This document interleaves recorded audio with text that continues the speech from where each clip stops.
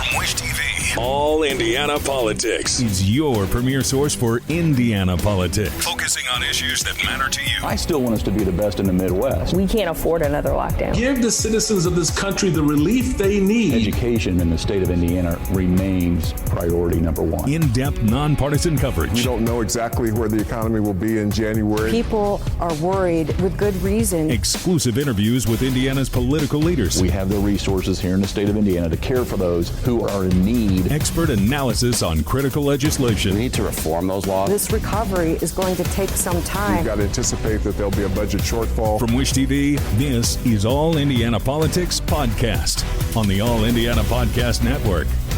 Good Sunday morning. Welcome to another edition of All Indiana Politics. I'm Phil Sanchez. In 2 days, voters across Indiana will decide who will run their cities for the next 4 years.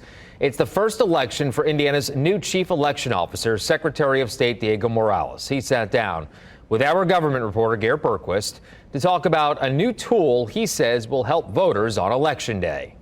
Joining us now is Secretary of State Diego Morales. Mr. Secretary, welcome back to the program.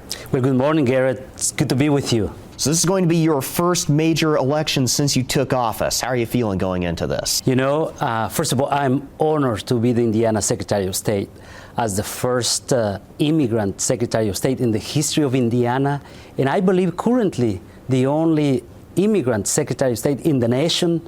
It's an honor for me. To me, it's the American dream, and we've been getting ready for November 7th election. So you've got a new voter information initiative going on. Tell me about that. We rolled out last week our newest initiative, which is a text, and I'm happy to show it to you right now. Got info, need info, we got you. Text IN to the number 45995. This newest initiative, it will help all Hoosiers in Indiana to make their life much easier. Here is how. So for example, if you see something at the poll, something suspicious at the polling location on Election Day, you can just text us. If you're trying to find out, hey, where is my polling location? You just text and we will help you. If you are looking to figure out who are your elected officials, you text as well, you will get information. Or if you are concerned about our elections, the secureness of our elections, you can text, and this will come directly into the Secretary of State's office. We will review your question, and then we will get back to you. There's been a lot of rhetoric surrounding the security of our elections. How secure are our ballots? Obviously, with the ID, it increases the confidence of our elections. But also, we have a robust cybersecurity plan in place.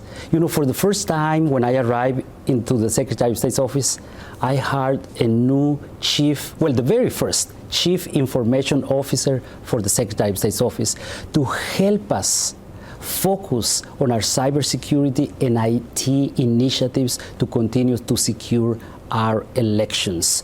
Well, in addition to that, I've been visiting with county clerks, visiting with county prosecutors, county sheriffs. This is a team effort.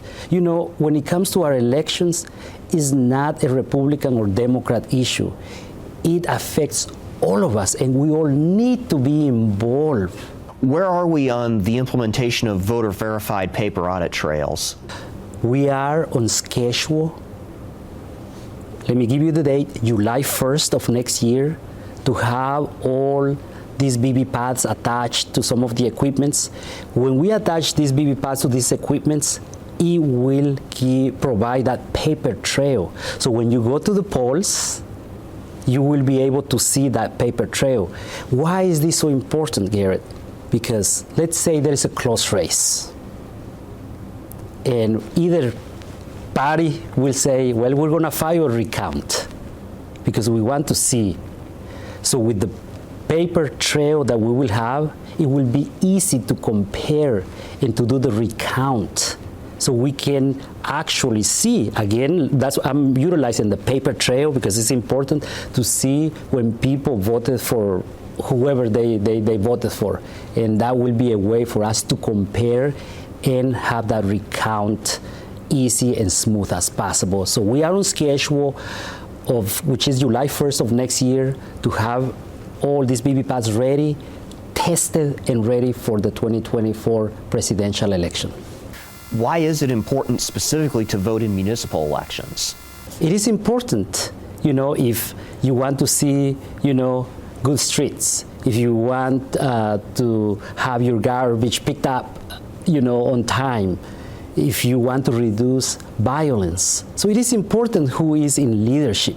But again, my job as the Chief Election Officer is to encourage our fellow Hoosiers to go to the polls. I would recommend do your own research, to every fellow Hoosiers, do your own research, because it's important for them to research the leadership and, of course, where each candidate stands on. Before we go, I do want to ask you about some reports that came out about the spot bonuses that you gave out to your staff. There were more from your office than all other statewide elected offices put together. Why did you do that? One of the things that I did when I came into the Secretary of State's office on day one, when I came into the State House, I walked to all of our divisions, our Business Services Division, Auto Dealer Services Division, Securities Division, and I said, I'm the new member of the team.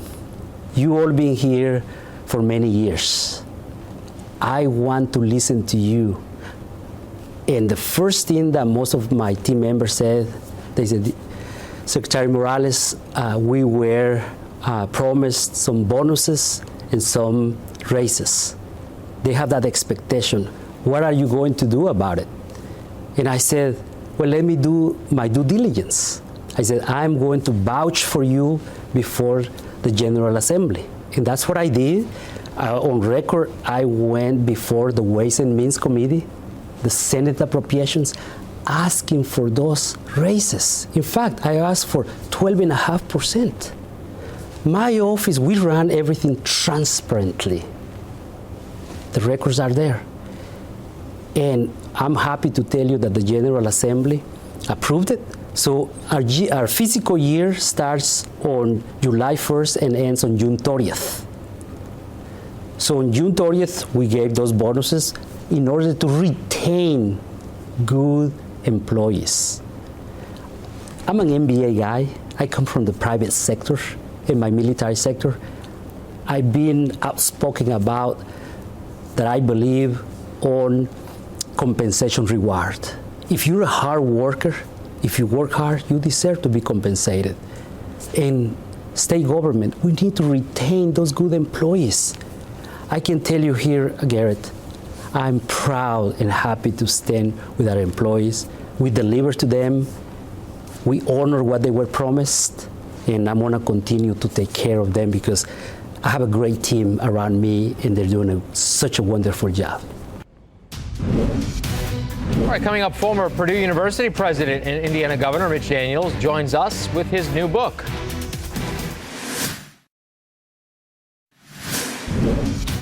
Welcome back to All Indiana Politics. Former Governor Mitch Daniels says many of the universities that face backlash over their handling of the Israel-Hamas conflict laid the groundwork for that over the years. Those comments came during a conversation about his new book, Boiler Up. It's a collection of speeches and op-eds from his time as president of Purdue University. He talked to our Garrett Berquist.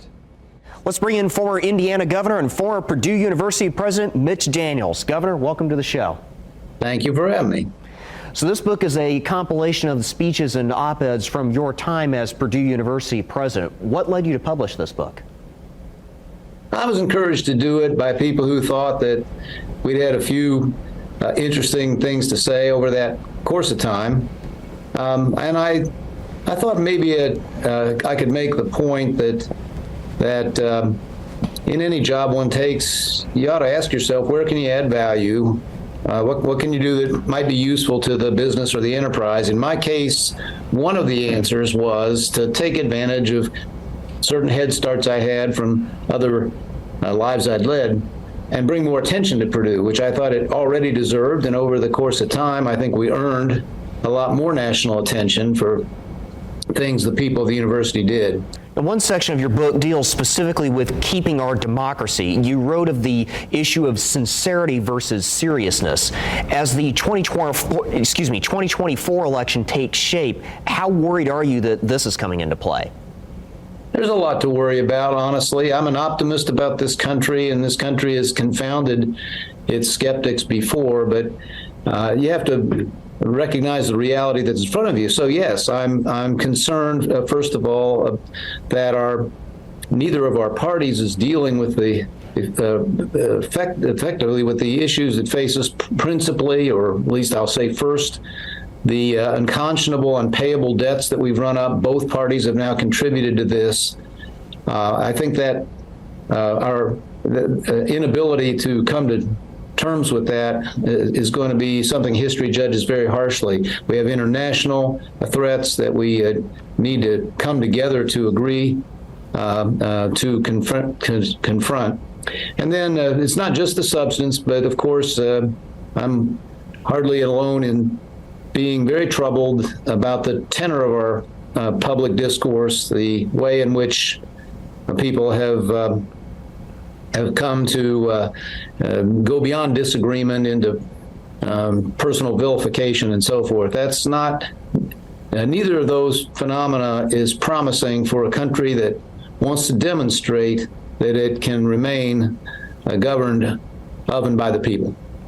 Your 2018 commencement speech focused on the issue of tribalism. That speech is in this book. And in it, you noted the benefits of being exposed to viewpoints different from your own, such as on college campuses. Building off of that, how do you view the recent uproar over how colleges and universities have responded to protests over Israel's war with Hamas?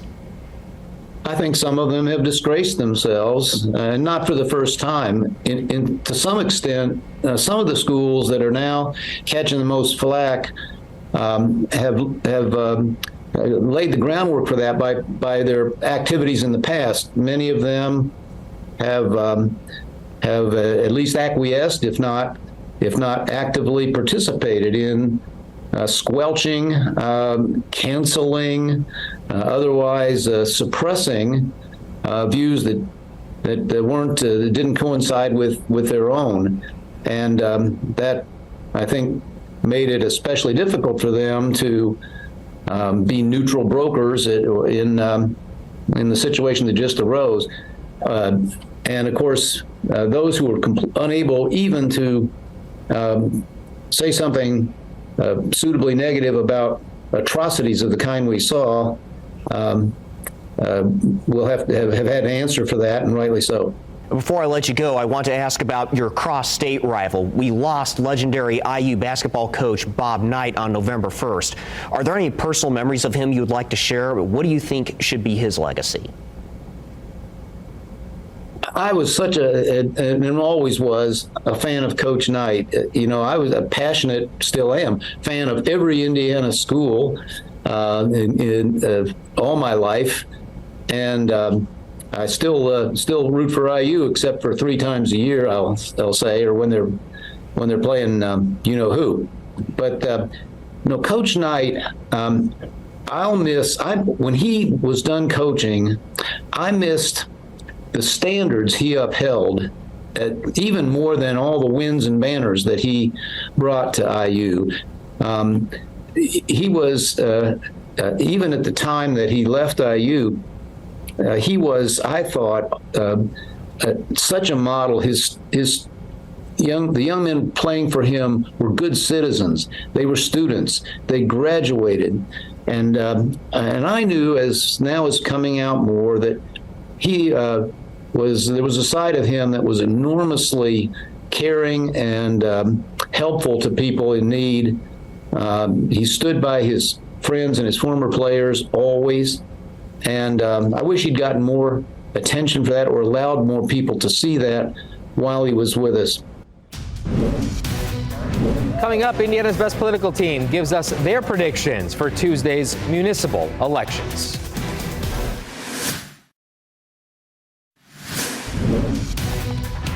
Welcome back to All Indiana Politics, as we bring in 2 members of Indiana's best political team, Democrat Dana Black and Republican Allie Bartlett. Cities and towns all over Indiana will choose their next mayors on Tuesday. Let's begin with Indianapolis. Allie, Jefferson Shreve, as you know, focused on animal shelter issues and leaf removal in the closing weeks.